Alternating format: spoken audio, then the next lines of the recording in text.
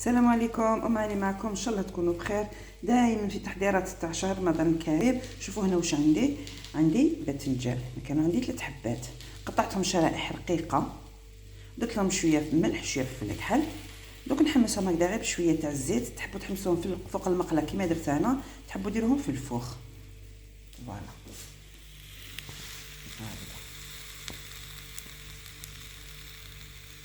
يدخل لهم الطياب غير شويه برك، نبداو من جهه نقلبوهم من الجهه الاخرى. عندي هنايا تاني تكويرات تاع لحم درتهم في كونجيلاتور.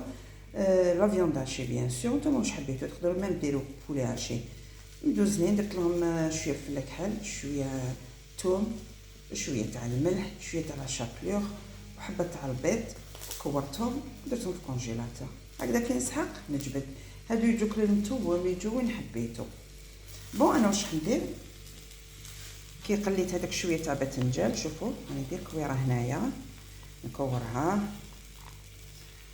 فوالا هكذا. فوالا شوفوا نديروهم هكذايا كاع، نديروهم في بويطه، نديروهم في كونجيلاتور.